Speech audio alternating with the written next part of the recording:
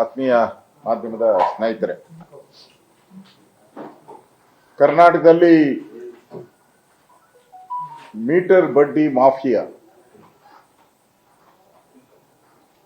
ತಲೆ ಎತ್ತುವ ಮುಖಾಂತರ ಕರ್ನಾಟಕದಲ್ಲಿ ಇದುವರೆಗೂ ಸುಮಾರು 14 ಜನ ಆತ್ಮಹತ್ಯೆಯನ್ನ ಮಾಡಿಕೊಂಡಿದ್ದಾರೆ. ಇಡೀ ರಾಜ್ಯದಲ್ಲಿ ಎಲ್ಲಾ ಜಿಲ್ಲೆಗಳಲ್ಲೂ ಕೂಡ ಮೀಟರ್ ಬಡ್ಡಿ ದಂಧೆ, ಅದರ ಗೂಂಡಾಗಳಿಗೆ ಕೆಲಸ ಇರಲಿಲ್ಲ. ಈ ಸರ್ಕಾರ ಬಂದ ಮೇಲೆ ಗೂಂಡಾಗಳಿಗೂ ಒಳ್ಳೆ ಕೆಲಸ ಸಿಕ್ಕಿದೆ. ಈ ಮೀಟರ್ ಬಡ್ಡಿ ದಂಧೆಯಲ್ಲಿ ವಸೂಲಿ ಮಾಡುವಂತ, ದೌರ್ಜನ್ಯ ಮಾಡಿ ವಸೂಲಿ ಮಾಡುವಂತ ಕೆಲಸಕ್ಕೆ ರೌಡಿಗಳನ್ನ ಬಳಕೆ ಮಾಡ್ತಾ ಇರುವಂತದ್ದು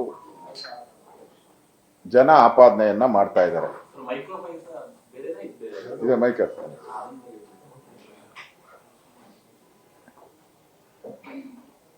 ಕಾಂಗ್ರೆಸ್ ಸರ್ಕಾರದಲ್ಲಿ ಬಡವರು ಮದುವೆಗೋಸ್ಕರ, ವ್ಯವಸಾಯ ಮಾಡೋದಕ್ಕೋಸ್ಕರ, ಸಣ್ಣ ಉದ್ಯೋಗ ಮಾಡೋದಕ್ಕೋಸ್ಕರ ಸಾಲ ಮಾಡಿದ್ರೆ ಇಲ್ಲಿ ಉಳಿಗಾಲ ಇಲ್ಲ ಅನ್ನೋದು ಸಾಬೀತಾಗಿದೆ. ಮೊನ್ನೆ ಎಲ್ಲ ವಿಧಾನಸೌಧದಲ್ಲಿ ಒಂದೊಂದು ಬೋರ್ಡ್ ಹಾಕಿದ್ರು ಬೆಳಗಾವಿಯಲ್ಲಿ, ನುಡಿದಂತೆ ನಡೆ ಅಂತೇಳಿ. ಸಾಲ ಮಾಡಿದ್ರೆ ಮನೆ ಕಡೆಗೆ ನಡೆ, ಇವ್ರದ್ದು ನುಡಿದಂತೆ ನಡೆ, ಸಾಲ ಮಾಡಿದ್ರೆ ಮನೆ ಕಡೆಗೆ ನಡೆ. ಇವತ್ತು ಅಧಿಕಾರಿಗಳ ಆತ್ಮಹತ್ಯೆ ಸರಣಿ ಆಯಿತು. ಅದೊಂದು ಸೀರಿಯಲ್ ತರ ಬಂತು. ಅಮಾಯಕ ನಿಷ್ಠಾವಂತ ಅಧಿಕಾರಿಗಳು, ಅದಾದ್ಮೇಲೆ ಗುತ್ತಿಗೆದಾರರ ಆತ್ಮಹತ್ಯೆ. ಅದನ್ನು ಆ ಸೀರಿಯಲ್ ಅನ್ನು ನೋಡ್ದಂಗಾಯ್ತು. ಈಗ ಬಾಣಂತಿಯರ ಸರಣಿ ಸಾವುಗಳು ನೋಡಿದ್ರಿ, ಅದು ಒಂದು ಸೀರಿಯಲ್ ರೀತಿ ಕರುಣಾಜನಕವಾಗಿ ಆಗೋಯ್ತು. ರೈತರ ಆತ್ಮಹತ್ಯೆ ನಿರಂತರವಾಗಿ ನಡೀತಾ ಇದೆ. ಈಗ ಹೊಸದಾಗಿ ಮೈಕ್ರೋ ಫೈನಾನ್ಸ್ ಆತ್ಮಹತ್ಯೆ, ಇದು ಕೂಡ ಒಂದು ಸೀರಿಯಲ್ ಆಗಿ ಬಂದಿದೆ. ಒಂದು ರೀತಿ ಕರ್ನಾಟಕ ರಾಜ್ಯ ಆತ್ಮಹತ್ಯೆಗಳ ರಾಜ್ಯ ಆಗಿದೆ. ಸರ್ಕಾರ ದಿವಾಳಿ ಆಗೋಗ್ಬಿಟ್ಟಿದೆ. ಕುರುಡು ಕಾಂಚಾಣ ಕುಣಿತಾ ಇದೆ. ಮೈಕ್ರೋ ಫೈನಾನ್ಸಿನ ಹಟ್ಟಹಾಸ ಮೆರಿತಾ ಇದೆ. ಇಲ್ಲಿ ಕಾಂಗ್ರೆಸ್ ಸರ್ಕಾರ ಬಂದ ಮೇಲೆ ಜನಗಳಿಗೆ ಕಳೆದ 30-40 ವರ್ಷಗಳಿಂದ ಏನು ಸಹಾಯ ಮಾಡ್ತಾ ಇದ್ರಿ ನಾವೆಲ್ಲರೂ ಕೂಡ, ಎಲ್ಲ ಸರ್ಕಾರಗಳು, ಜನತಾದಳ ಇರ್ಬೋದು, ಬಿಜೆಪಿ ಇರ್ಬೋದು, ಬೇರೆ ಬೇರೆ ಸರ್ಕಾರ ಬಂದಾಗೂ ಕೂಡ ಬಡವರಿಗೆ ಸಹಾಯ ಮಾಡುವಂತ ಯೋಜನೆಗಳನ್ನ ನಾವು ಬೇರೆ ಬೇರೆ ಇಲಾಖೆಯಿಂದ, ಸಮಾಜ ಕಲ್ಯಾಣ ಇರ್ಬೋದು, ಕಾರ್ಪೊರೇಷನ್ಗಳು ಇರ್ಬೋದು, ಇಲಾಖೆಗಳಿಂದ ನಾವು ಕೊಡ್ತಾ ಇದ್ರಿ. ಈಗ ಆ ಇಲಾಖೆಗಳಿಂದ ಈ ಮೈಕ್ರೋ ಫೈನಾನ್ಸ್ ಹಾವಳಿಗೆ ಜನ ಯಾಕೆ ಮುಗಿ ಬೀಳ್ತಾ ಇದ್ದಾರೆ? ಜನ ಮೈಕ್ರೋ ಫೈನಾನ್ಸ್ಗೆ ಯಾಕೆ ಹೋಗ್ತಾ ಇದ್ದಾರೆ? ನನ್ನ ಹತ್ರ ಜನ ಮಾತಾಡಿದ್ದು. ನಿನ್ನೆ ನಾನು ಹೋಗಿದ್ದೆ ಮೈಸೂರಿಗೆ, ಬೇರೆ ಏನೋ ಪ್ರೋಗ್ರಾಮ್ಗೋಸ್ಕರ ಮೈಸೂರಿಗೆ ಹೋಗಿದ್ದೆ. ಆ ಸಂದರ್ಭದಲ್ಲಿ ಜನ ಹೇಳಿದ್ದು, ಸರ್ ನಮ್ಗೆ ಇದುವರೆಗೂ ಕೂಡ ನಮ್ಗೆ ಅಂಬೇಡ್ಕರ್ ಅಭಿವೃದ್ಧಿ ನಿಗಮದಲ್ಲಿ ಸಾಲ ಕೊಡ್ತಾ ಇದ್ರು, ಆದಿಜಾಂಬವಂತ ಅಭಿವೃದ್ಧಿ ನಿಗಮದಲ್ಲಿ ಸಾಲ ಕೊಡ್ತಾ ಇದ್ರು, ವಿಶ್ವಕರ್ಮ ಅಭಿವೃದ್ಧಿ ಸಾಲ ಕೊಡ್ತಾ ಇದ್ರು, ಹೇಳ್ತೀನಿ ಅವೆಲ್ಲ, ಹಿಂದುಳಿದ ವರ್ಗಗಳ ಅಭಿವೃದ್ಧಿ ನಿಗಮಗಳಲ್ಲಿ ಸಾಲ ಕೊಡ್ತಾ ಇದ್ರು. ಅದೆಲ್ಲ ನಿಂತೋಗಿದೆ ಸರ್, ಅಲ್ಲಿ ಸಾಲ ಸಿಗ್ತಾ ಇಲ್ಲ. ನಮ್ಗೆ ವಿಧಿ ಇಲ್ದಿರ ಈಗ ನಾವು ಈ ಮೈಕ್ರೋ ಫೈನಾನ್ಸ್ ವ್ಯವಸ್ಥೆಗೆ ನಾವು ವಿಧಿ ಇಲ್ಲದೆ ಹೋಗಿದ್ದೀರಿ, ನಮ್ ಬೇರೆ ದಾರಿ ಇಲ್ಲ. ಪ್ರತಿ ವರ್ಷ ನಮ್ಗೆ ವಾಲ್ಮೀಕಿ ನಿಗಮದಿಂದ ಸಾಲ ಕೊಡ್ತಾ ಇದ್ರು, ನಮ್ಮ ಅಂಗಡಿ ಇಟ್ಕೊಳಕ್ಕೆ, ಆಟೋ ತಗೊಳಕ್ಕೆ, ಸಣ್ಣ ವ್ಯಾಪಾರ ಮಾಡಕ್ಕೆ ಕೊಡ್ತಾ ಇದ್ರು. ಈಗ ಅದೆಲ್ಲ ಬಂದಾಗ್ಬಿಟ್ಟಿದೆ. ಅದಕ್ಕೋಸ್ಕರ ನಾವು ವಿಧಿ ಇಲ್ಲದೆ ಹೋಗ್ತಾ ಇದ್ರಿ. ಮೈಕ್ರೋ ಫೈನಾನ್ಸ್ ಅಂದರೆ ಏನು? ಮೈಕ್ರೋ ಫೈನಾನ್ಸ್ ಅಂದರೆ ಏನು ಅಂದ್ರೆ ಕೆಲವು ಹೆಸರುಗಳಿದೆ, ಒಂದೆರಡು ಹೆಸರು ಹೇಳ್ತೀನಿ. ಗ್ರಾಮ ಶಕ್ತಿ ಅಂತ ಹೇಳಿ ಒಂದು, RBL ಫೆಡರಲ್ ಅಂತ, ಕೆಲವು ಬೇಕಾದಷ್ಟಿದೆ ಇತ್ತಂತವು. ಈಗ ಏನ ಕೊಡೆಗಳ ನಾಯಿ ಕೊಡೆಗಳ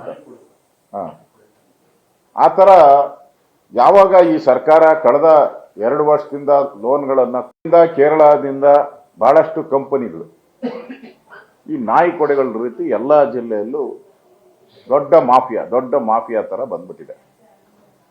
ಈಗ ಹೇಳಿದ್ನಲ್ಲ, ಗ್ರಾಮ ಶಕ್ತಿ ಅನ್ನೋ ಹೆಸರಲ್ಲಿ, RBL ಫೆಡರಲ್ ಅನ್ನೋ ಹೆಸರಲ್ಲಿ ಅವ್ರು ಏನ್ ಮಾಡ್ತಾರೆ, ಒಂದು ಗುಂಪುಗಳನ್ನ ಮಾಡ್ತಾರೆ. ಹಿಂದೆ ನಾವು ಸ್ವಸಹಾಯ ಸಂಘ ಮಾಡಿದ್ರಲ್ಲ, ಆ ತರ ಒಂದು ಗುಂಪು ಮಾಡ್ತಾರೆ. ಅದರಲ್ಲಿ 10 ಜನರ ಒಂದೊಂದು ಗುಂಪು, ಒಂದೊಂದು ಹಳ್ಳಿಗೆ ಹೋಗ್ತಾರೆ, 10 ಜನರ ಒಂದೊಂದು ಗುಂಪನ್ನ ಮಾಡ್ತಾರೆ. ಈ 10 ಜನರ ಗುಂಪು ಯಾರಿಗೆ ಬ್ಯಾಂಕ್ಗಳಲ್ಲಿ ಸಾಲ ತಗೊಳಕ್ಕೆ ಸಿಕ್ಕಿರಲ್ಲ ಅಂತವ್ರನ್ನ ಐಡೆಂಟಿಫೈ ಮಾಡ್ತಾರೆ. 10 ಜನರನ್ನ ಗುಂಪು ಮಾಡಿ ಅವ್ರಿಗೆ 50,000 ರೂಪಾಯಿ ಕೊಡ್ತಾರೆ. ಪ್ರತಿಯೊಬ್ಬರಿಗೂ 50,000 ರೂಪಾಯಿ ಕೊಡ್ತಾರೆ. ಅವ್ರ ಶ್ಯೂರಿಟಿ ಯಾರು ಅಂದ್ರೆ ಈ 9 ಜನ, 10 ಜನ ಮೆಂಬರ್ಸು. ಶ್ಯೂರಿಟಿ ಯಾರು ಅಂದ್ರೆ ಈ 9 ಜನ, ಪ್ರತಿಯೊಬ್ಬರಿಗೂ ಈ 9 ಜನ ಶ್ಯೂರಿಟಿ. ಅಂದ್ರೆ ಅವರು ಇವ್ರಿಗೆ 9 ಜನ ಶ್ಯೂರಿಟಿ. ಅವ್ರ ಕೈಗೆ ಎಷ್ಟು ಕೊಡ್ತಾರೆ? 46,000 ರೂಪಾಯಿ ಕೊಡ್ತಾರೆ ಕೈಗೆ. ಲೋನ್ ಎಷ್ಟು? 50,000 ರೂಪಾಯಿ ಲೋನು. ಅವ್ರ ಕೈ ಕೊಡೋದೆಷ್ಟು? 46,000 ರೂಪಾಯಿ ಕೊಡ್ತಾರೆ. ಅದನ್ನ ಸರ್ವಿಸ್ ಚಾರ್ಜ್ ಅಂತ ಇಟ್ಕೊಳ್ಳಿ, ಸೇವೆ ಅಂತ ಅದನ್ನ ಇಟ್ಕೊಂಡಿದ್ದಾರೆ. ಆಮೇಲೆ ಅವ್ರಿಗೆ ಇದನ್ನ 2 ವರ್ಷ ಅವ್ರು ಕಟ್ಟಬೇಕು, 2 years. ನನಗಿರುವಂತ ಮಾಹಿತಿ ಪ್ರಕಾರ 2,700 ಇಂದ 2,800, ಅಂದ್ರೆ ಡಿಫರೆಂಟ್ ಆಗುತ್ತೆ. ಫೈನಾನ್ಸ್ ಕಂಪನಿಗಳಲ್ಲಿ ಡಿಫರೆನ್ಸ್ ಇದೆ. 2,700 ಇಂದ 2,800 ಪ್ರತಿ ತಿಂಗಳು ಕಟ್ಟಬೇಕು. ಹಂಗ್ ಕಟ್ಟಿದ್ರೆ ಎಷ್ಟಾಗುತ್ತೆ? 67,000 ಆಗುತ್ತೆ 2 ವರ್ಷದಲ್ಲಿ. 67,000 ಆಗುತ್ತೆ. 50,000 ಅವ್ರ ಹತ್ರ ಪರ್ಮನೆಂಟ್ ಆಗಿರಲ್ಲ. ತಲೆಯಲ್ಲಿ ನೀವು ಸ್ವಲ್ಪ ನಾವು ಯೋಚನೆ ಮಾಡ್ಬೇಕು. 50,000 ಪ್ರತಿ ತಿಂಗಳು ಅವ್ರು ಕಟ್ಬಿಟ್ಟಿರ್ತಾರೆ. 1 ವರ್ಷದಲ್ಲಿ ಆಲ್ಮೋಸ್ಟ್ 70% ಕಟ್ಬಿಟ್ಟಿರ್ತಾರೆ ಅವರು.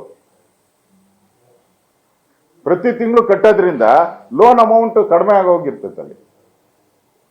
ಆದ್ರೂ ಕೂಡ 67,000 ಕಟ್ಟಬೇಕು ಅವ್ರು. ಇನ್ನೊಂದು ಸ್ಪೆಷಾಲಿಟಿ ಏನು ಅಂದ್ರೆ, ಇದರಲ್ಲಿ